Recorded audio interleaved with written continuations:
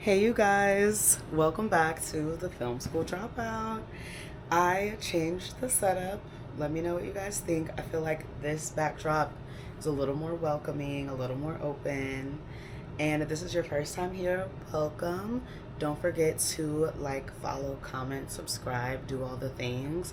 And we're going to get in today's episode. So, over the past couple of weeks, I've been attending a few film festivals in New York, and I popped down to Miami to go to the American Black Film Festival. And I just wanted to speak on one, some of my experiences there, two, what the ecosystem of film festivals are like and like what is the point of them, and three, most recently I was at Tribeca and I saw a really interesting talk with Teyana Taylor and Janiska Bravo. And I wanted to speak on some of my takeaways from that and reflections because it was a really good talk. Let's get into it. If you're new here, I dropped out of film school. If you're not, you already know I dropped out of film school. So attending film festivals is a way that people who have and who have not gone to film school network and get connections within the film industry. It is almost like, if you think about the corporate world, it's like conferences. It's like a big conference that any given organization puts on to network, to have activations, to talk about the industry, see what's up and coming, and that's the space. So last year I went to the Cannes Film Festival in the south of France, and it was really amazing. But again, it's basically like a global film conference with a series of events, screenings, networking, panels, and each one has a different personality and a different vibe. So Cannes, of course, because it's in the south of France, it's bougie, it's a little elevated, it's very European. The movies and films, shorts that screen there, a lot of them are really sad. They're like really emotional and deep and kind of art house. And then there's Sundance that I went to earlier this year. Sundance, I applied to be a volunteer, so that way I wouldn't have to pay for a ticket myself. That's a life hack if you're interested in attending film festivals but don't want to pay for a badge. I recommend applying to be a volunteer. It can be competitive. At first, I was not accepted to be a Sundance volunteer, but at the last minute, they reached out and was like, are you still available? And I was like, yes. And I still had to pay my way to go for lodging and stuff. Sometimes festivals will give you lodging if you're a seasoned volunteer, but a lot of times you do have to like get your own room and board, but then you as a volunteer are able to attend a festival. Yes, you'll have to work certain shifts, but after that you have a volunteer badge or volunteer access. So that's a really great way to get involved in any film festivals that you're interested in. So most recently I went to the New York African Film Festival. I saw some shorts that were screening there, and they were nonfiction shorts, which they were very interesting. Everybody had a different approach to telling a story that is based in truth. It's not something scripted or written, but it comes from a lived experience. And so some people used found footage, some people used like YouTube archives, and some people, this one director, he used a story that's from his real life lived experience and then created a what's it called, realistic representation of it. Like, so in a way, it was somewhat scripted, but it was based on a true story, based in fact. So what is that? I mean, yeah, it's almost a biopic of sorts. But yeah, so I love going to see shorts at film festivals because a lot of times those are directors and creatives who are, I don't want to say up and coming, but maybe earlier on in their career. And you get to see a lot of unique perspectives I love watching shorts because you're seeing a lot of people who might still be a little bit earlier in their career, but that's when you see the most authentic voices, because shorts are not usually super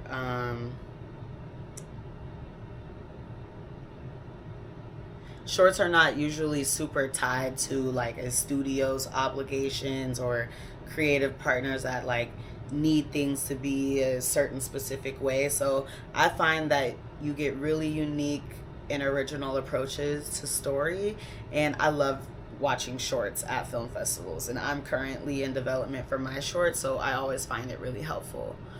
So then I went to American Black Film Festival. It's the biggest African American film festival in the country.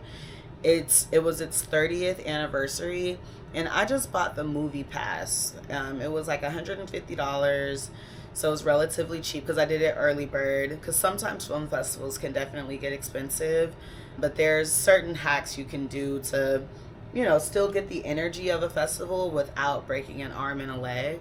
So that's how I did it with Miami. I watched 2 sets of short films. I watched a documentary about Kwame Bradwaith, and it was amazing. He's a really interesting guy who was a photographer and an activist from here in Harlem, and he archived like so many amazing photos that he took just because he was so ingrained in the culture. He also became an activist. He spent time with the Jacksons when they went to Africa. He was with Muhammad Ali during his big fight before he fought, I believe, George Foreman. And it just followed his life and how, like, for so long, nobody knew about him until his son discovered all of this work he had done. You know how, like, parents will randomly drop lore on you, like, oh, yeah, when I was marching with Dr. Luther King, Martin Luther King. So basically, he's the one that created this documentary, and it was amazing. It was so good. And the son was in the crowd because Kwame has since passed away. But we got to hear from him speak about the film and the development process. Like Gabrielle Union, Jesse Williams, Alicia Keys, and Swiss Beats were all involved in the project because they're collectors of Kwame's photography. And yeah, really interesting guy to look into. I thought it was really dope. So that was one documentary I watched. The shorts I watched were really good. There was one section of shorts that was like sponsored by HBO or like partnered with HBO. So again, for anybody out there who might be a film school dropout like me or just interested in the film industry, shorts are a way that a lot of people build a body of work, but it can open you up to partnerships with larger companies and visibility with them. So it was cool to see the shorts that were selected through that. There was a director from France. I think there was one from Canada, and the rest were American. Everybody Black. The French film was really good. It was about siblings and like the sibling dynamic. But the thing that was interesting on that panel is one of the questions was, how long did it take you to make this film? And the answer ranged anywhere from 6 to 18, 20 months. And these projects were about, 10 to 15 minutes long. So I'm just sharing that so anybody who is not really familiar with the process knows that, like, it really does take time and investment to go into these projects. And that's why I think there's so much heart in shorts and why I enjoy watching them. And it's something that I am telling myself too, that it's okay that you don't make your short, on the original timeline you expected. Like, I've pushed my timeline back. I'm reworking things because you don't want to rush a creative process, and good things take time. So even whenever it's in a short format. So that was one takeaway I had from the American Black Film Festival. And hearing the directors and producers talk about their experience developing their short or their point of view, their writing process, that was really helpful for me to stay motivated and also gain perspective about how other filmmakers are approaching their work. So I left that festival feeling pretty energized. There was also a feature I watched that is called Montmartre that I I was watching it and I was just like, is this play about us? Like, everything about that movie was something that had happened to me in my life. And Jesse Williams was in it. It's from this director who is married to the lead actress in the movie, and something that was so sweet in the panel, he was like, I wrote this movie for her because like she's an actress, but I never felt like the roles she had really put her range on display, and I wanted to write this complex character that could really she could really sink her teeth into as an actress. So that was really cool. Love film festivals. And then most recently I went to a panel at Tribeca. It was more of a fireside chat with Janiska Bravo. She directed Zola, which was that movie that became a movie from a crazy Twitter thread. So they were doing a fireside chat, and I just purchased an individual ticket. It was like $45. I didn't get the whole pass for Tribeca because I was only going to be in town for so much. But I was like, Teyana Taylor, I'm definitely interested in hearing her talk, because the title was something, it was sponsored by Through Her Lens, which is a organization that supports women filmmakers. And the focus was a bit about being a multi-hyphenate, and just learning more about Teyana's creative process.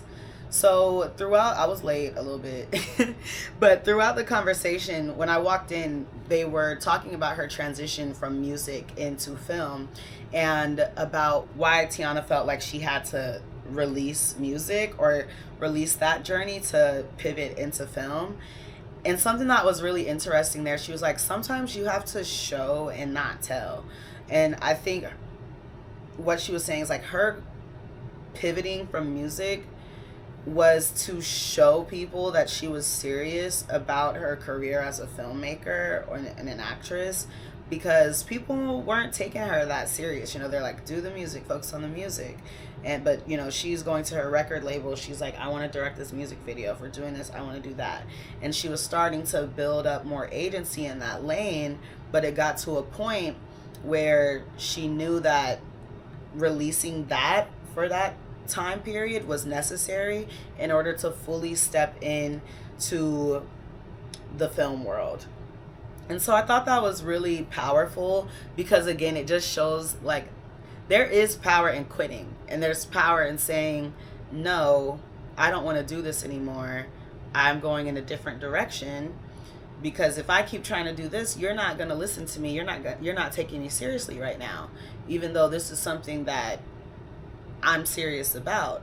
And so sometimes it does take an action like that, a dramatic pivot, to really shift not only the perception that others have of you, but the perception of yourself. You know, there's a lot of things that I think people want. They might have a goal or a dream, but the actions don't show that they really want it. You know, you might be more comfortable in one area than another. So you take a seat back, you know, you're like, okay, I'm not gonna, like, it'll come in time, or it'll come in time. And it's like, no, at a certain point, you either have to quit something, you have to make a dramatic shift, and you have to make a choice. It's like ruthless prioritization sometimes. So I thought that was really interesting.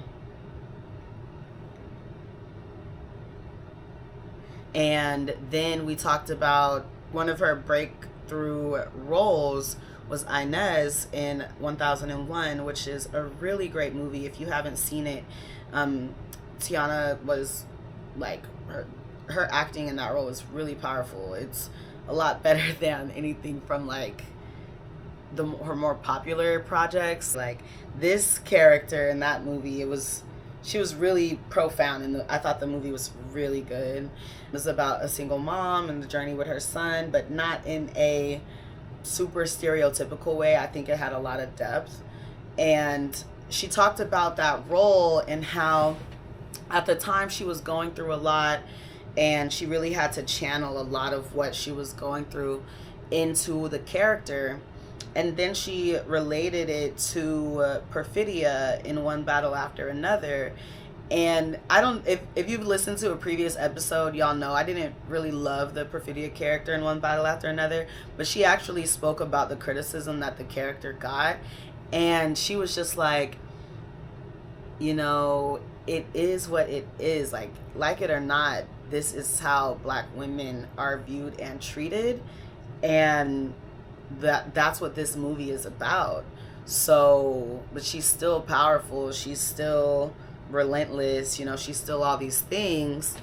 And yes, she might be sexualized, but it's all about the power dynamic. And it was cool to hear her perspective about it, and I definitely respect it. And what was interesting was hearing about the connection between her character in 1001 and her character in One Battle After Another, both kind of single moms, strong women, and her connection to those characters, the through line, and like what she's bringing of herself to the role, and then what she gets back from the role and acting in that process. It was really cool to hear her speak about that, and it made me think about, what do I bring to each project that I do, and what do I get? And I think that it made me realize that we always can go deeper with our creative work, and we can always just sit with the projects that we're making, the themes that we're exploring, and see how it's really shaping us, shaping our worldview. And then when it goes out into the world, how they react to it says a lot too. So that was really cool. And then she also spoke about the multi-hyphenate of it all, like going from music to acting, and found out she's also in culinary school right now. And she said that culinary school really advanced her filmmaking because of the leadership qualities she had to develop, which I thought was interesting. She was saying as an actress and more on the producing side, she's like, I'm used to always being a warrior and basically being like a champion for a project, like a fighter, like somebody who, you know, you're bringing your full self to a project, you're committing, you're working. And she's like, now I have to shift into being a leader because she's working on directing her first feature. And I thought that was really compelling because I resonate with that a lot, because I've produced on many projects, but now I'm writing and directing a project. And it really is a huge mind shift that you have to take. So it was cool to hear that even somebody who has a lot of range and a lot of success, like Teyana, is also noting that she has to make that transition from fighter, warrior to leader, you know. And as a director, you really have a aerial view of the whole project, and you are the captain of the ship. Producers are like the first lieutenant or the assistant captain, but like the director is the captain of the ship. Like, I am the captain now.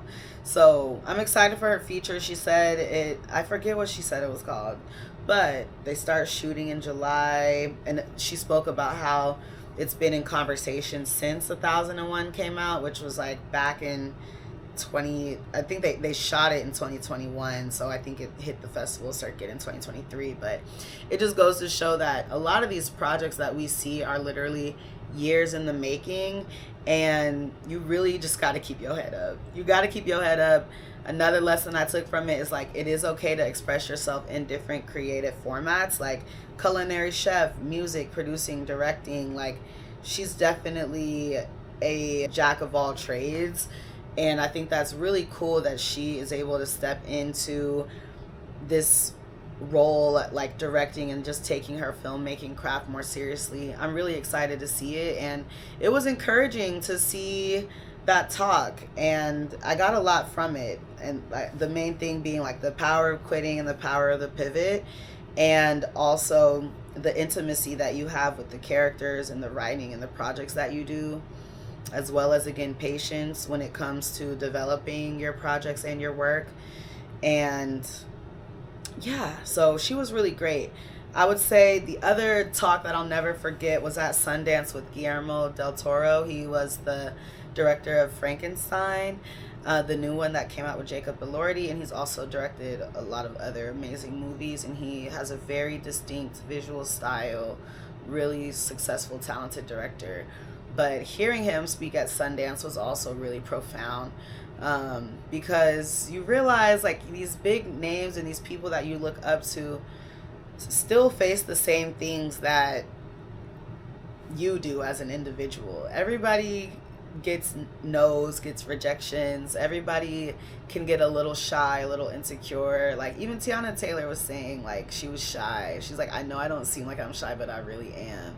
So yeah, going to film festivals and hearing the people that you look up to in the industry and hearing people that are your peers that are still getting reps in, still refining their voice and their craft is all very helpful, very insightful and motivating. If you're interested in attending other film festivals, there's a Martha's Vineyard African American Film Festival in August. I want to go. I'm like coordinating with friends to see if we're gonna make it, but I've heard really good things about that film festival. So yes, that's the notes today from the Film School Dropout. And I hope that you enjoyed today's chat. Make sure you follow, like, comment, and subscribe. Let me know if you've been to a film festival lately, or maybe just a panel, a talk, or something that really caught your attention, or if you're working on something that, you know, you want to share. But yeah, the journey continues, guys, and film festivals, networking, these are all resources and tools that help encourage us and keep us going while we are in this non-linear, crazy path, you know. The marathon continues, and talk to you soon.